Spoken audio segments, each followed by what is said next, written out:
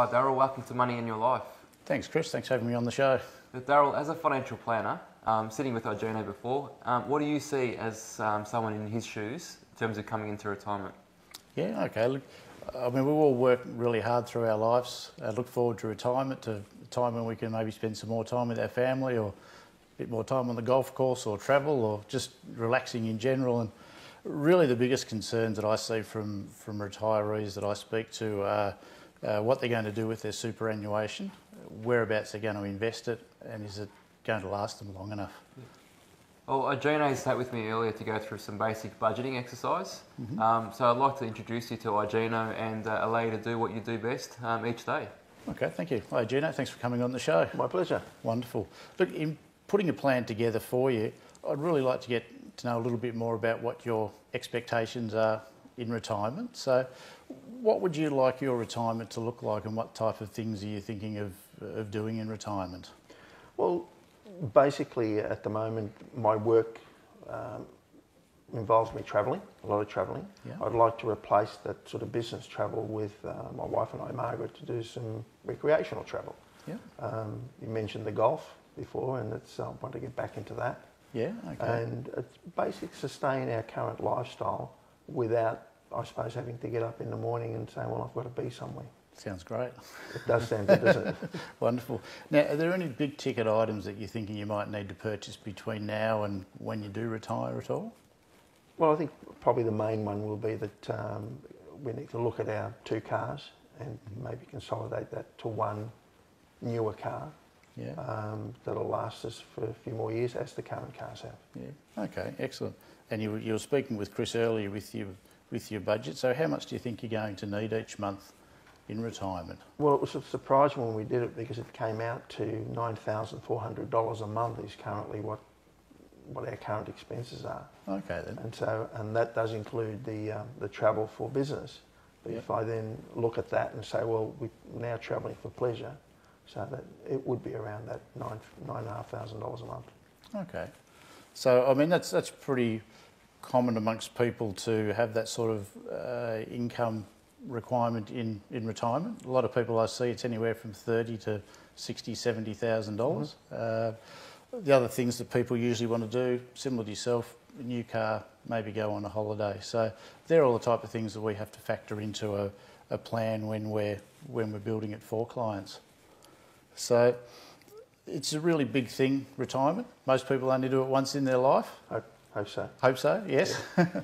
But it does come with some concerns and worries, because when you walk out of work on that last day, there's no more paycheck. So as far as you and Margaret are looking forward, what sort of concerns and worries have you got with your retirement maybe? Well, I think the main concern was, that 5 years ago we were heading towards retirement and we had a superannuation plan that was going along. Yeah. Then the global financial crisis came, and the investments that were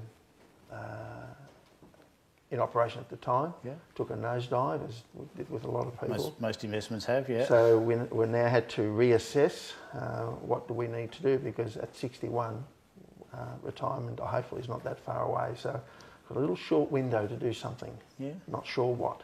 So Daryl, what are the biggest concerns at the moment with a lot of retirees? Yeah, look, I mean, probably the biggest concerns that I come across with people are, will they have enough money to live on? How long is the money going to last them? And will they actually receive any age pension? And it's really important to find these out early on in the piece when we're talking to people, because if we find out what their concerns are, then we can put some strategies in place to either negate them, or at least make you feel a bit more comfortable with what they are and how we're going to manage them going forward.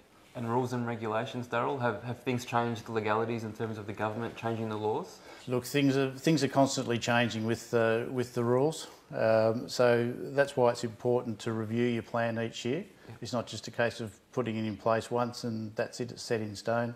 It's really important to review it, because the rules do chop and change all the time, and that's why we have to keep changing plans and adjusting things as well. So, what I'd really like to do with you from here is start working on preparing a plan with you over the next couple of weeks. Good.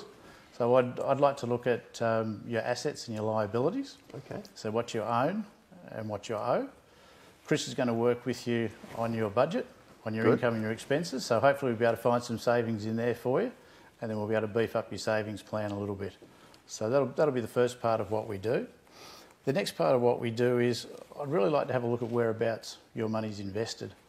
Okay. Now, from speaking to you before, you're sort of keen in the property area. You've got some expertise in that area that you used to be a real estate agent yourself once. Correct, yes, and it's an area that I suppose having been burnt on shares, the safety, I suppose, of bricks and mortar is probably more appealing. Yeah, okay then. No, that's good. So, as far as your portfolio and your investments go going forward, what sort of things would you feel comfortable investing in? Well, it would need to be something that would give us a regular income, and it would be an income that would have the ability to increase, as inflation goes up or as from year to year, the costs go up. So, and the other main important thing for us would be the safety, not the volatile side that we've just experienced. Yep. Okay, that's really good. I'm really glad you mentioned that safety part. Because within the financial plan, we have a thing called the sleep test, and when we're looking at putting investments in place for people, it's important to know that we've put investments in place that people are comfortable with. So if you can sleep with your investments, we've done a good job. If you're waking up at 2 o'clock in the morning in a cold sweat, maybe we haven't invested the money in the right spot for where you're comfortable with. Not to say it's a bad investment, but maybe just not something that you're comfortable with. No, having experienced that, I don't think we want to go down that track again. Yeah, so that's something we'll look at when we're putting the plan together for you. Now, I'd really like you to do some homework over the next couple of weeks while we're putting this plan together. Okay. Put some of that real estate knowledge to use, seeing as you're keen to maybe make some investments back into property again. I'd like you to have a look and a think and some research about the type and the location of property that maybe you would invest in, what sort of rent you might receive from it, and maybe the growth that you would get from that property. And as we're putting the plan together, we'll compare that to some investments that I'll suggest to you. Okay. We'll look at what's good, what's bad with each of them, what works, what doesn't work for your particular strategy, and then we'll put a plan together in place that will lead you into retirement. Now, Gino, the areas that I'd like to work on with you are reviewing where your money's invested. So at the moment it's in shares, so we'll have a look at property and other investments there. Chris provided you with some budget savings, so we'll look at putting some of that money into super and some additional salary sacrifice possibly. The government co-contribution, that might be something we can look at for yourself and Margaret as well, so get the government to pay some money towards your superannuation fund as well for you. Perhaps starting an allocated pension for you as well, so we'll be able to gain some tax-free income there to put into the mix. We'll look at the insurances that you've got, your estate planning. We'll project that out a little bit to see what that comes to at age 65 and see how long that's going to last you for. How does that sound? Good? Sounds great. Thanks. Wonderful. Thanks. You. After this short break, Money and Your Life returns to see how Jono went preparing and planning for his retirement. We'll have a chat about his experience, the value of expert advice, and his feedback for the viewers at home. See you soon.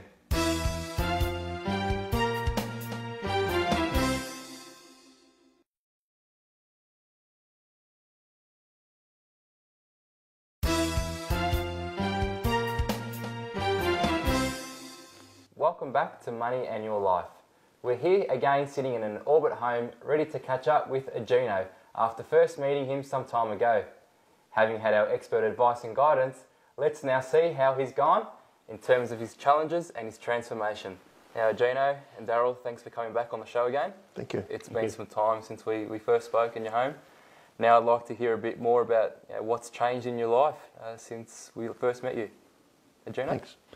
Oh, look, what's happened is, as we discussed, Daryl has put together a plan for us, and it's which I have here, we had another meeting about the content of the plan, which was fantastic. And I suppose it's really focuses on I'm 61, and the fact that 65 is not that far away. We also had, because of the problems that our super fund had gone through with the global financial crisis, and the value had gone, shall we say, south.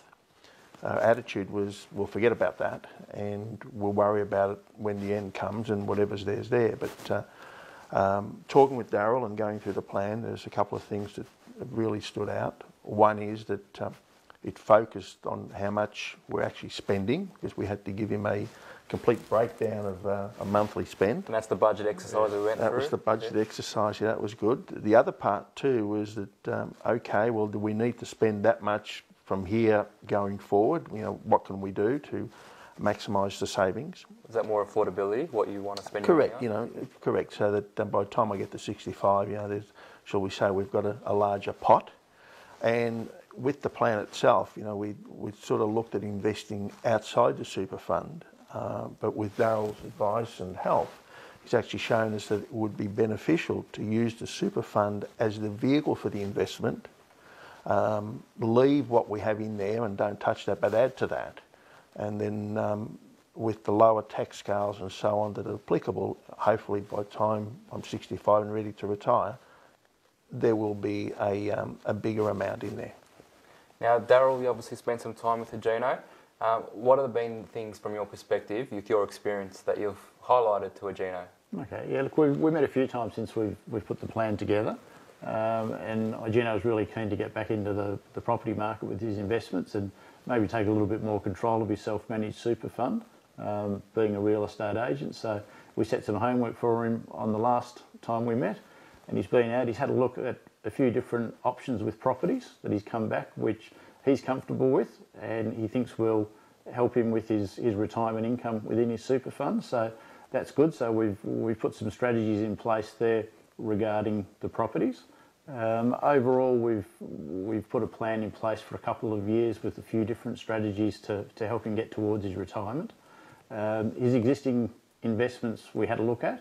They've taken a bit of a dive since originally they were put in, unfortunately, but a lot of investments have as well throughout the global financial crisis. Is that more shares as opposed to cash investments going down? Yeah, it's mainly shares and managed funds that he's had invested in there, but in having a look at them, they're all really well-rated funds. They're good quality shares that they're invested in, that it's more that it's the market that's dropped as a whole rather than those specific investments. So we've suggested to hang on to them for the time being, wait until the market rebounds a bit till they come back up, and once he's comfortable with the value that they're holding at that stage, decide then whether he wants to hang on to them or maybe sell them and look at some other types of investments for them at that stage. Yeah. Now, with Agino's age, you know, being 61, as he mentioned, he's got 4 years left. Does the strategy change year on year with a financial plan? Look, the strategy can change year on year, although we tend to try and have a longer term view of things when we put the plans in place as well, because you don't want to be chopping and changing all the time. So yeah, the longer term view here is to try and use your self-managed superannuation fund to provide retirement income for you going forward, and the investments behind it, you'd like to get more involved with property than you are in shares, so gradually ease it across to that type of investment over time. Agino, what have been the biggest things that have been highlighted in your financial plan? I think the three things. One is the amount of, I suppose, the current expense. Two is, you know, the expense going forward. And three was the fact that we'd sort of discounted the super fund as being a viable investment, and we were looking at it to be, you know, what's there's there. But with Daryl's advice and so on, it's actually shown us that we can use that as a vehicle to make sure that we get a good goal at the end. So that's been really helpful. And are you comfortable with it going forward in terms of? Yes, I am. Yeah, it's opened up, you know, those three avenues for us, which is great.